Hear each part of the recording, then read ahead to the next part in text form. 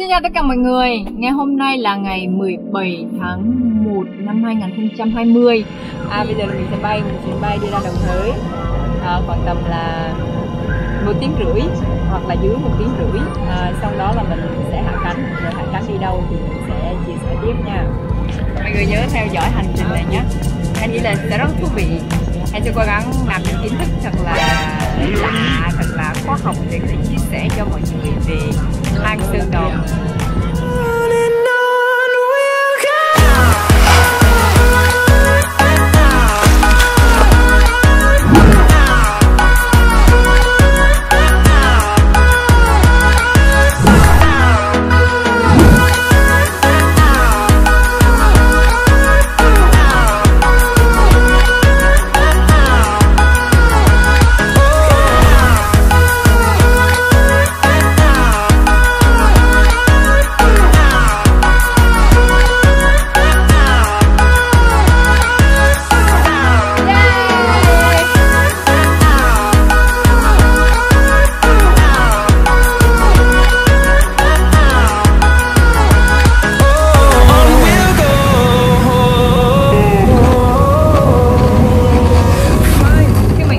Bây giờ là mình đã bắt đầu hạ cánh, chuẩn bị lấy đồ để đi xuống. Đi xuống thì có tài xế đón. Chuyến thám hiểm Sơn Đòn của Hen chính thức bắt đầu, kéo dài trong 4 ngày 3 đêm với lộ trình 20 km. Có bác Howard, chuyên gia thám hiểm của Hiệp hội Hang động Hoàng gia Anh làm trưởng đoàn, và các thành viên của Ban Quản lý Quốc gia, công ty Ocealis, kiểm lâm, các chuyên gia, nhiếp ảnh gia, các anh Potter vô cùng dễ thương và Hen nữa.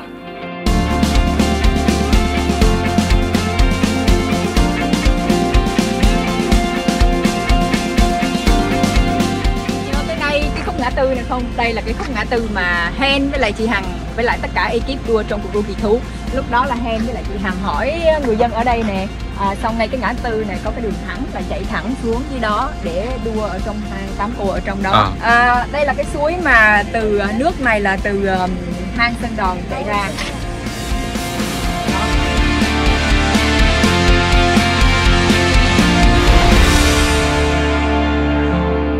Rồi, chuẩn bị tiếp tục lên đường.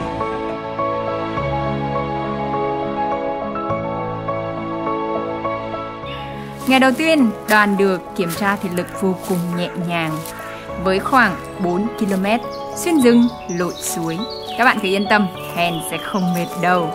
Đấy, bây giờ đang đi bộ để xuống dưới. Khi mà đi bộ như thế này thì có thể là dễ dàng bị sổ giò. Mình sẽ đi bộ xuống dốc như vậy là khoảng tầm 2 cây số. Nói chung là đi bộ ở dưới đây thì rất là mát, thời tiết thì khí hậu rất là trong lành, bụi rậm rất là nhiều nên là rất là mát. Trong tinh thần vừa đi vừa tận hưởng chứ không có vội vàng gì cả.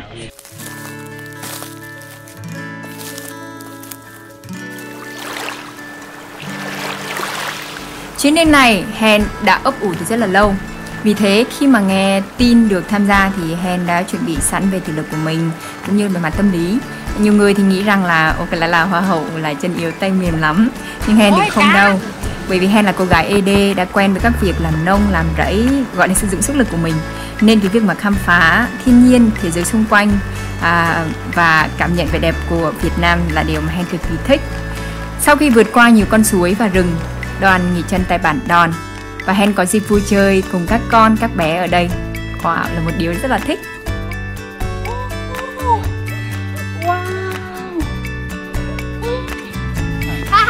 Mình đã tới bản Đòn rồi thưa mọi người. Đây là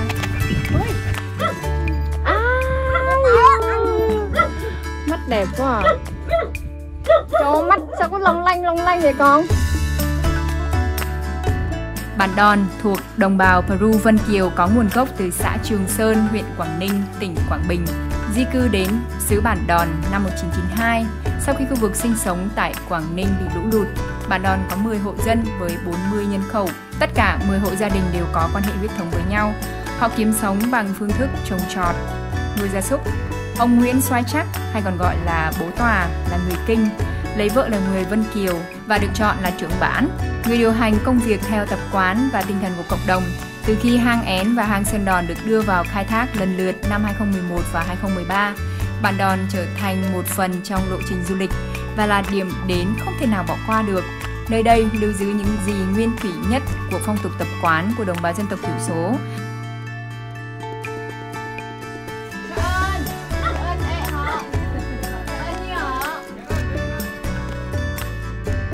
Đây, trái cây đây. Wow. Cho em một miếng đi anh. Đúng rồi, khi mà hái mít đó mọi người, khi mà hái trái mít non này á, là nếu mà hái mà cái trái mà nó xanh nhìn nó khỏe chắc á, ăn nó chát lắm. Còn cái trái mà nó hơi này nó sẽ hơi bị ngọt, tại vì nó sắp hư rồi, nó sắp rụng rồi.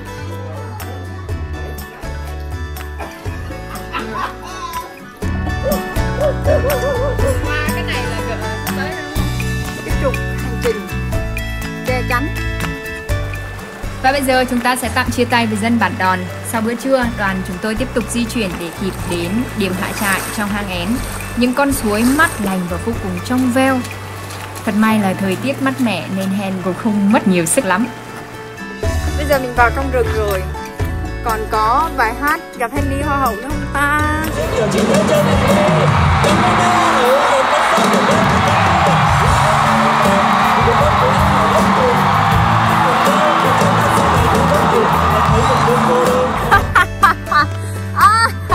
Đây, ở trên kia có một cái hang được gọi là hang khỉ.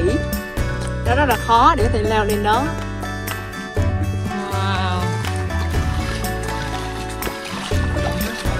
Các bạn có thấy cái lớp bùn không?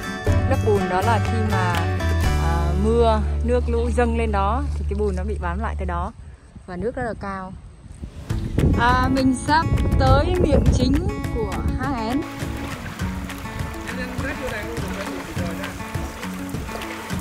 Nước rất trong và khá xiết. Và bây giờ chúng ta đã tới hang rồi mọi người ơi. Sẽ đi vào hang. Nhưng mà được hướng dẫn là trước khi vào hang mình sẽ gắn đèn vào nón. Bây giờ mình sẽ đánh nón. Là pin nó gần hết, mình sẽ có thể pin. Rồi, nhớ nữa nha. Cái dây như này cứ kéo cho nó vừa đầu. Để sao là lắc như vậy là không lắc.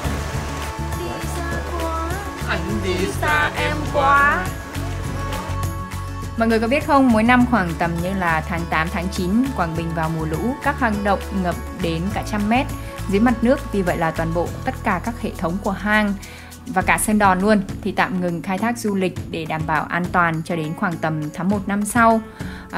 Sẽ có một đoàn khảo sát kiểm tra sự tái tạo của hang và chuyến đi này là một phần cũng vì mục đích đó đấy.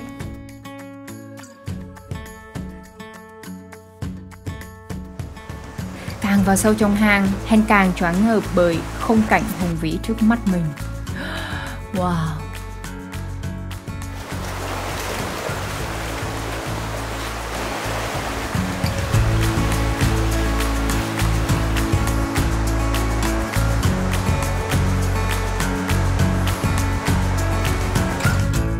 Ôi thật tuyệt vời! Nhìn những chiếc lều nằm dọc theo bờ suối lại trở nên bé xíu, nhỏ tí hon. Hen như được lạc vào trong thế giới của người khổng lồ vậy đấy. Quá là yêu thích không gian này, Hen đã mặc một bộ trang phục ED truyền thống và chụp ảnh kỷ niệm cùng với chị Anita. Chị Anita cũng là một người ED, chị ấy vô cùng giỏi, nói tiếng Anh rất là hay và là người dẫn đoàn của Hen trong chuyến đi này. Hen và chị Anita là những người con gái lớn lên từ núi rừng, giờ đây được hòa mình trong thiên nhiên kỳ vĩ. Thật là xúc động và vô cùng tự hào. Ôi, tôi là người ED.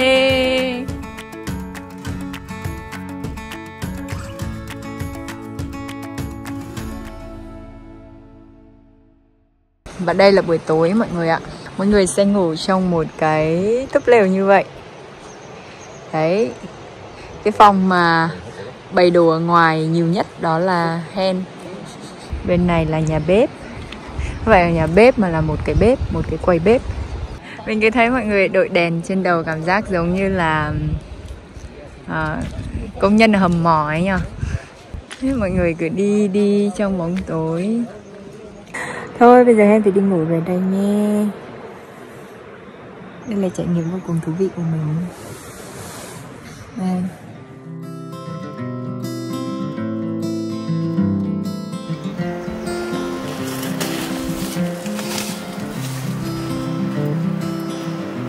đường này, nghe tiếng reo hò phấn khích của mọi người, Hen sửng sốt vì không tin được những gì đang xuất hiện trước mắt mình. Từ cửa hang chính, một luồng ánh sáng cực mạnh của nắng mai chiếu thẳng vào hang. Như ngọn đèn khổng lồ, cả hang động như là bừng sáng thức giấc sau một đêm dài. Khung cảnh mê hoặc không thể nào tả xiết được. Hen chưa từng ngắm một cái khung cảnh mà đẹp như thế này ở trong cuộc đời của mình. Mặt trời dần lên cao, tia sáng chạy từ vách hang xuống mặt cát, đổ lên hồ nước xanh ngọc. Nước mát lạnh và nắng mai rực rỡ khiến tâm hồn sảng khoái của Hen hơn bao giờ hết. Hen mãi ngồi ngắm khung cảnh thần tiên này mà quên cả thời gian, cứ như trở về là một đứa trẻ nghịch nước cho đến khi mọi người gọi quay về và chuẩn bị lên đường.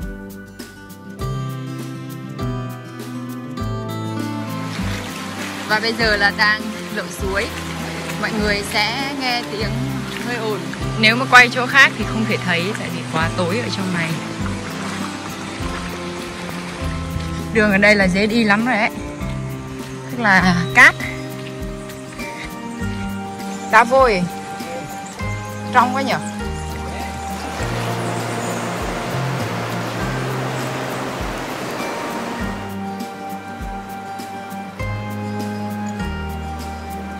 Và đây là con đường mình đi xuống. Không biết mà miêu tả như thế nào cái độ đẹp của nó. Nói chung là mọi người nhìn trên điện thoại thì sẽ không thấy hết được cái đẹp mà Hen nhìn thấy. Tức ghê luôn đấy. Sao có thể quay được cho mọi người thấy đây. Hen cứ ngẩn ngơ ngắm mà quên cả đường đi hết sức gập ghềnh ở phía trước. Khung cảnh thật là kỳ vĩ và đẹp tuyệt vời.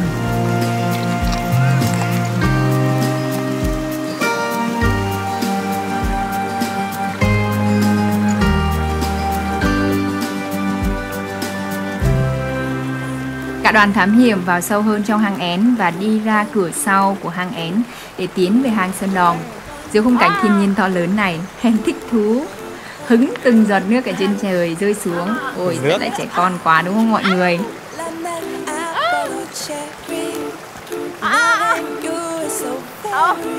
Sau khi ra khỏi hang và đến lội suối, mùa này thì những con suối cực kỳ trong vắt và mát rượi.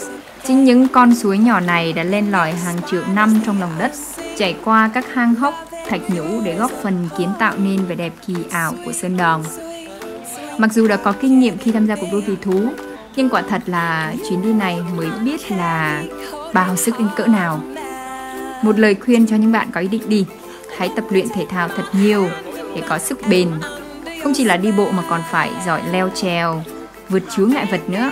Nói chung là vô cùng gian nan đấy.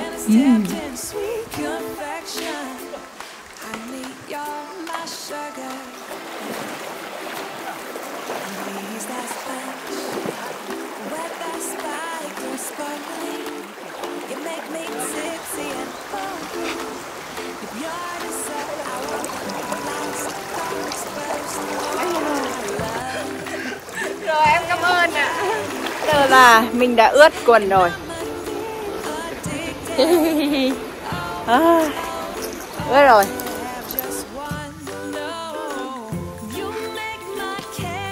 Đá tai mèo và nó rất là sắc. Khi đi hay bước thì vô cùng chậm và vô cùng cẩn thận. Ôi da.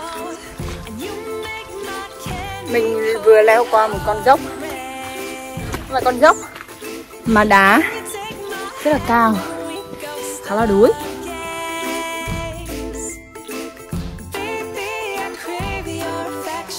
Tức là bây giờ sẽ tụt một đoạn xuống cái Perfect. Good. Yeah. So you're okay. Thank you. Thank you.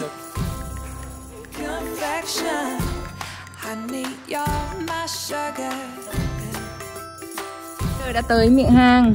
Nghe mọi người, sâu hun hút ở dưới. Trước khi tiến vào hang, Hen được các chuyên gia nhắc nhở một số nguyên tắc để đảm bảo an toàn cho bản thân cũng như là bảo tồn hiện trạng ở bên trong hang. Mọi người tuyệt đối phải tuân theo những quy định này và phải luôn đi cùng nhau. Nhưng quan trọng nhất là giữ được bình tĩnh và luôn tập trung. Đây, cái cách mà mình sẽ sử dụng dây đai móc này thôi. Đơn giản, lấy ngô, kéo ra, móc tiếp vào dây bên đấy. Cứ khi nào cũng phải chậm nhất, không nên quá vội. Chậm để đảm bảo sự an toàn. Mình phải chơi từ từ. Nhìn thấy không? Sâu ở dưới, nó cực kỳ đẹp.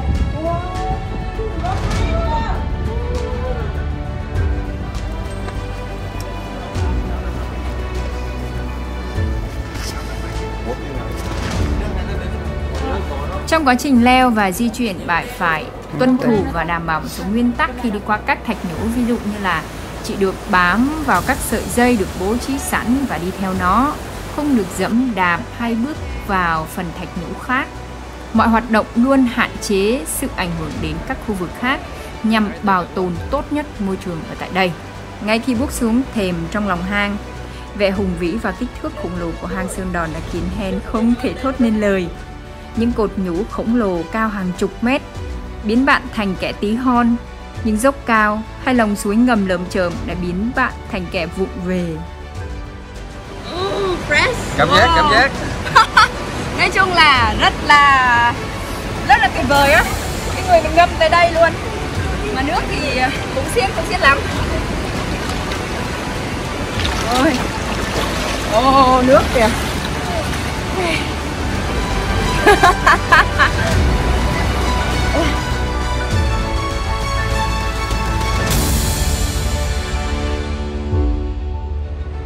Đây là hố sụt, thì hố này thì tụi Hen sẽ nghỉ tối ở đó.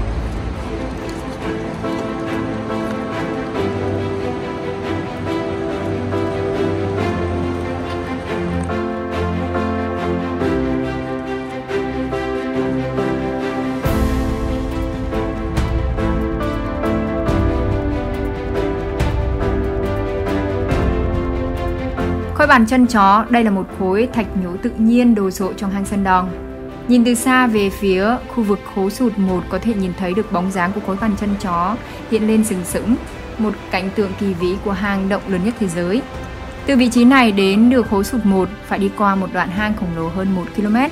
Từ trên vị trí này có thể chiêm ngưỡng gần như là toàn bộ hang Sơn Đòn.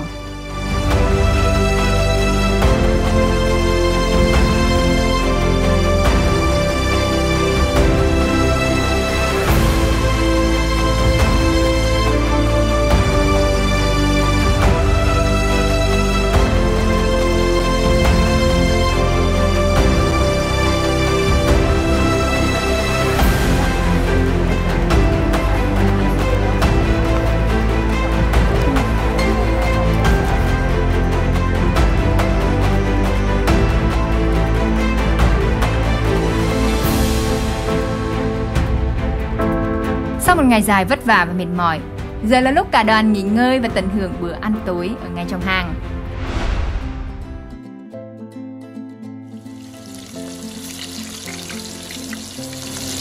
Đậu hũ chiên giòn. Ôi, nấm trứng hả anh? Vâng. Ồ, đây là món sầu đi lý sợt nè. Mọi người có bao giờ nghĩ đi trong hang mà ăn được những cái món tuyệt cú mèo như vậy không?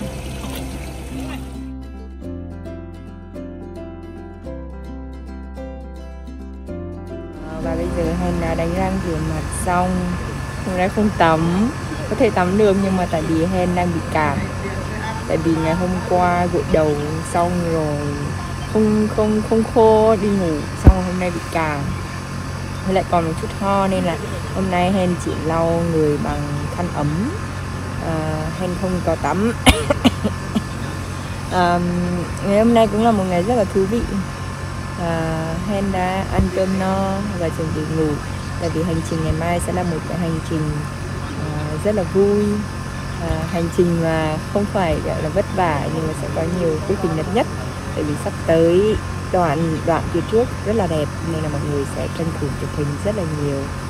Và hang Sơn Đòn dài 9 km thì chúng ta sẽ có rất là nhiều cảnh đặc biệt ở trong hang trong ngày thứ 3. Và bây giờ kết thúc ngày thứ 2, Hen sẽ đi ngủ đây. Bye bye.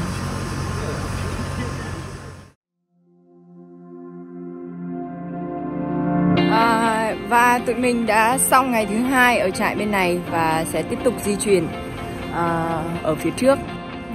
Với trại thứ 2 thì chắc là đi khoảng tầm 6 cây, hơn 6 cây ở phía trước. Thôi, bây giờ mình đi tiếp nhá, để quay cho mọi người thấy đoạn đường như thế nào. Bye bye.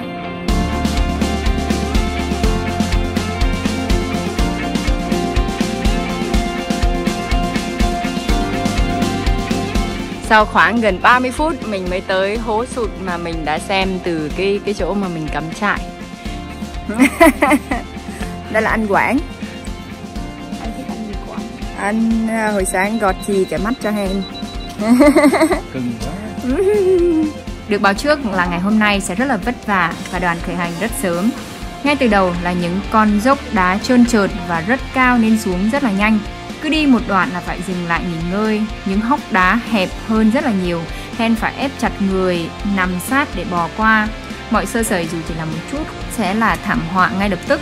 Chị Aneta luôn cẩn trọng hướng dẫn và động viên Hen. Cùng với sự trợ giúp của các trợ lý an toàn nên Hen lần lượt vượt qua các trở ngại. Hello Hen. Hello, Hen không dám nhìn lại đằng sau bởi vì đằng sau là vực sâu. Hello Anita.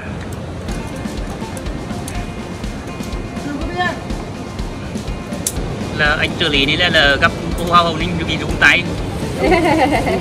Dạ, cảm ơn ạ. Ôi, cái vực ở dưới.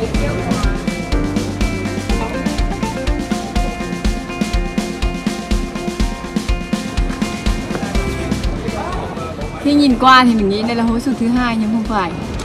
Hố sụt này với hố sụt bên kia là một. Đấy như một cái hộp tròn nó đổ xuống.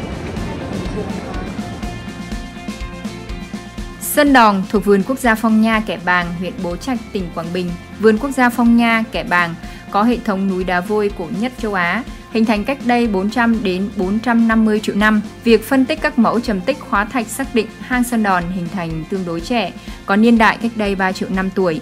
Sơn Đòn hình thành trên một đoạn nứt gãy của dãy Trường Sơn và bị dòng nước sông Rào Thương ăn mòn qua hàng triệu năm đã tạo thành đường hầm khổng lồ bên dưới lớp núi đá vôi.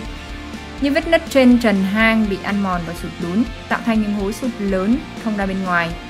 Những giọt nước rơi xuống từ trên trần hang tạo nên những viên ngọc trai hang động có kích thước lớn bằng quả bóng chày.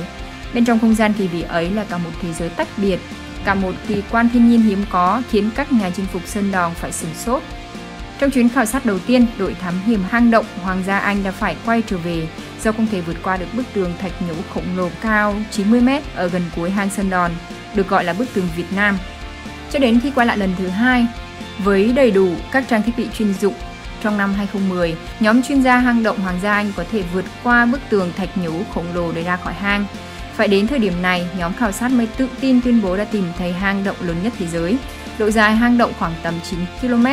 Tại một vị trí, chiều cao trần hang lên đến 200 m, rộng 160 m. Với diện tích đo đạc được ước tính 38,5 triệu mét khối. Sơn Đòn vượt qua hang Di ở Malaysia và trở thành hang động tự nhiên lớn nhất thế giới.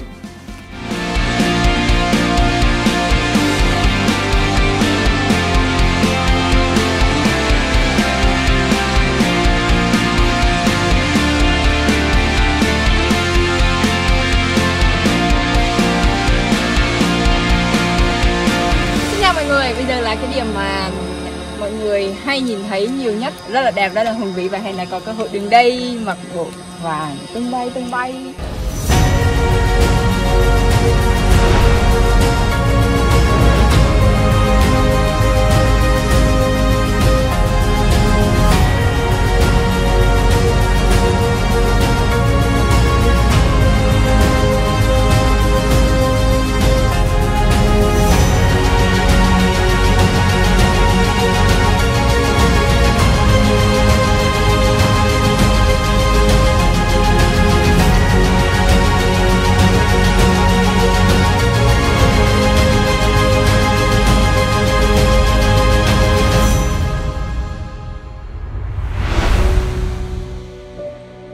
Bây giờ là Hen đang đứng ở hố sụt thứ hai.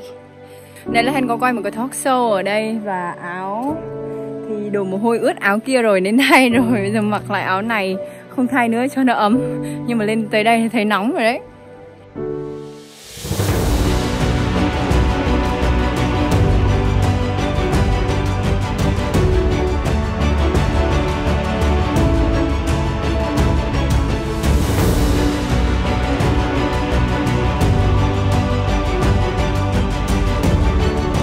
Cái gì mà thuộc về bảo tồn của con người của chúng ta một cách nguyên thủy thì mình sẽ cảm giác như là những cái bộ phim mà mô tả về những cái thời cổ đại. Ngày xưa ở đây là mọi người, cái cây nó từng lớp, xong có ánh sáng từ trên trời, cảm giác như là sự sống đang ở phía trước.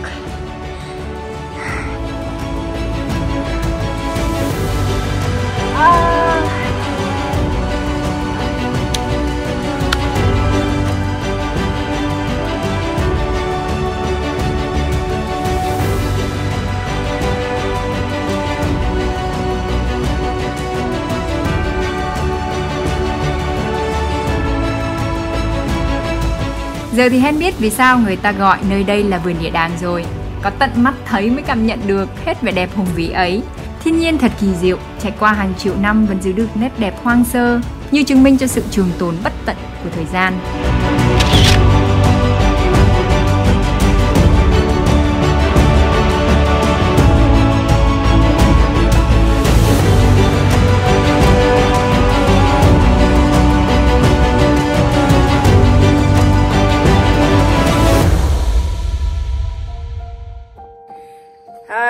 Bây giờ là tối rồi. Hen nói hồi nãy có cái lỗ hổng á. Mình xem này, như là một cái khu rừng luôn. Như là một khu rừng luôn. Cây thì nó nhỏ hơn trên rừng và cũng có cây rất là to. Cái đường mà mình sẽ đi xuống để vào hang cũng là trại thứ 3 của mình. Và từ trại này để đi vào bức tường cao nhất Việt Nam thì khoảng 2 km.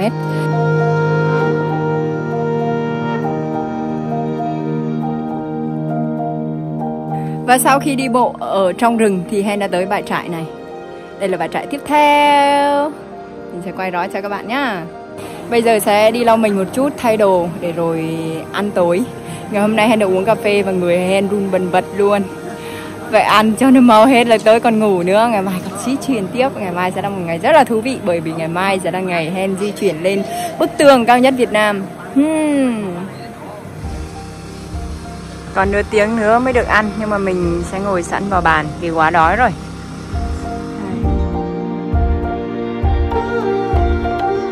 Mọi người, bây giờ là đây là điểm trại thứ 3 của Hen, cũng là điểm trại cuối cùng trong chuyến đi Sơn Đòn ngày hôm nay.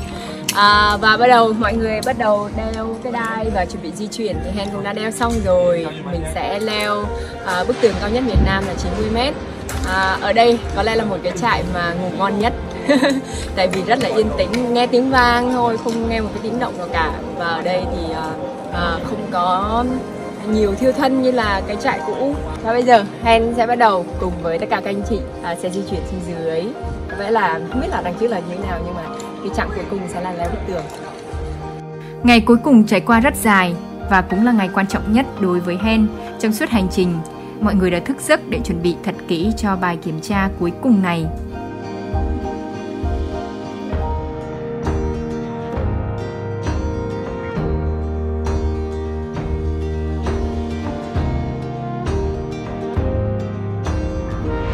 Và bây giờ mình sẽ đi xuống dưới đây. Mình sẽ đi xuống đây thì nó khá dốc, đường khá hẹp nên là mọi người phải giữ bằng dây. Rồi ở đây có một cái trụ thạch nhũ rất là đẹp mà Hen đã thấy từ xa. Khung cảnh dọc đường cực kỳ ấn tượng với những điểm như là nơi có ngọc động lớn nhất thế giới, bức tường Việt Nam, bộ xương Linh Dương hóa thạch. Đây là ngọc động trong hang Sơn Đòn. Nói chung là nó chỉ có khoảng cách rất là nhỏ thôi, mà không hiểu tại sao cái khu vực này nó lại có cái đá này nó sần sù so với những cái gốc còn lại. Nhìn nổi da gà hơn mọi người hen.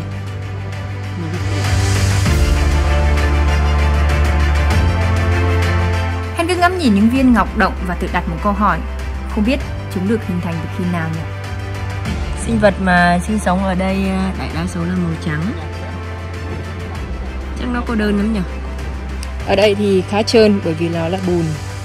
Nhưng mà đường ở đây là đường bằng phẳng và nhẹ nhõm nhất để mình có thể đi. Bây giờ chúng ta đã đi ra được chỗ nước. Ở đây chúng ta sẽ đi một cái thuyền để đi ra bức tường.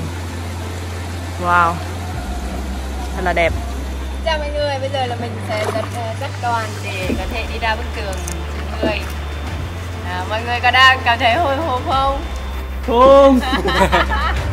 Cứ thẳng đứng như này chú. Bật mí cho mọi người biết, bức tường Việt Nam là bức tường thạch nhũ cao nhất. nằm ở đoạn cuối của Sơn Đòn. Đoạn hang này cũng là nơi trần hang cao nhất, khoảng tầm 200 m. Để đến được bức tường này cần phải vượt qua một đoạn hang khá bùn lầy. Nếu bạn may mắn, nước dâng đầy thì đoạn hang này sẽ xuất hiện một hồ nước xanh rất là đẹp. Và du khách sẽ đi phao qua đoạn hang này để đến được chân bức tường. Vượt qua hồ nước 600 m, thoạt nhìn thì có vẻ như là yên ắng và dễ dàng đấy. Nhưng lúc ngồi trên thuyền, Hen cứ nghĩ về bức tường cao nhất Việt Nam mà mình sắp chinh phục. Càng đến gần nơi, Hen càng hồi hộp. Dù được các anh chị training khá kỹ, nhưng Hen vẫn cảm thấy lo, sợ và không biết là mình có làm được hay không.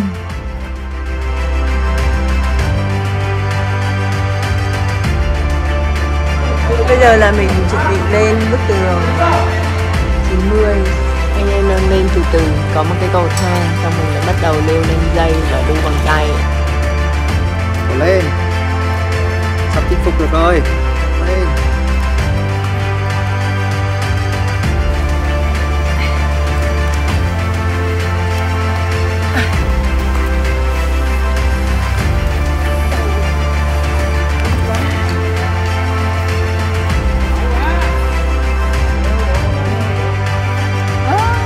Không dám nhìn xuống luôn, run quá, nhìn xuống cái không dám leo lên luôn á.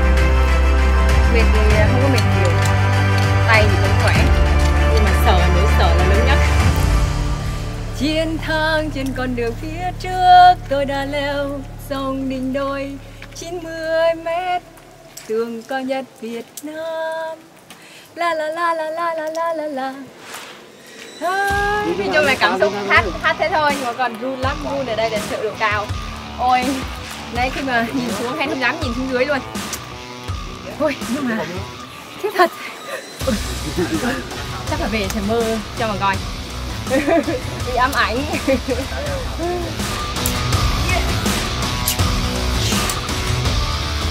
Bây giờ là mình đã leo khỏi hang, leo khỏi vách 90 m rồi. Cảm thấy nói chung là rất là an toàn, cũng dễ leo, nhưng mà nếu mà ai không sợ độ cao thì leo được một cách rất là dễ dàng. Sau cái chiến thắng leo qua vách tường là mình sẽ được ăn trưa, bởi vì bây giờ là hơn 12 giờ rồi. Thôi mình ăn trưa đây nhá. Bye bye mọi người. Wow, bộ xương này đã ở đây khoảng vài trăm năm. Thế này là cái xương chính thức này. Và ở trong nó được, ở ngoài nó bao bọc bởi một lớp canxi khá là dày. Mình giữ được gần như là nguyên vẹn cái bộ hình dáng bộ xương. Còn cái này là cái hộp sọ này. Đây là cái chỗ mọc sừng lên này. Thì trong một số nhà sinh vật học họ nói là có thể con này là động vật ăn cỏ và nó thay sừng hàng năm, nên nó mới có cái hốc này. Bây giờ là đang đi lên ra khỏi hang. Không có quá, nhưng mà lên cũng mỏi chân phết đấy. Đấy, mình sẽ qua đoạn này thì mình sẽ ra khỏi hang. Ôi, mỗi vách đều một cái hình thù gương mặt khác nhau. Mình sẽ tiếp tục đi lên ra khỏi hang.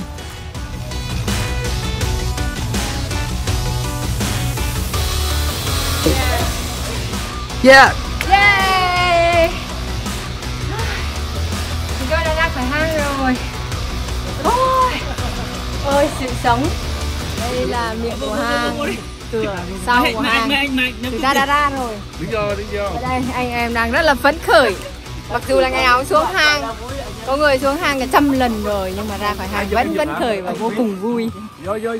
Vui chứ đúng không? An toàn đó. Yeah, thôi bây giờ ra chụp một tấm hình kỷ niệm với anh em.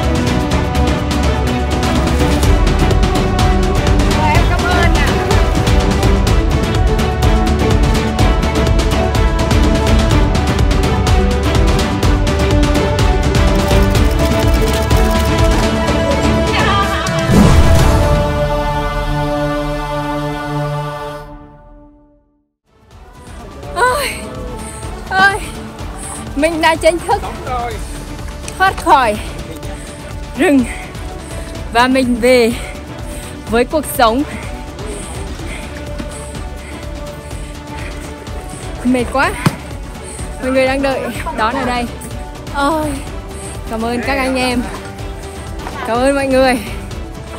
Chuyến đi thật là bình an, thật là hạnh phúc và khám phá rất nhiều điều kỳ diệu về thiên nhiên. Ok, cảm ơn tất cả mọi người đã theo dõi video này của Hen. Xin chào và hẹn gặp lại trong những video tiếp theo của Henie. Xin chào, cảm ơn mọi người. Hy vọng là mọi người sẽ thích cái video này với chuyến đi này.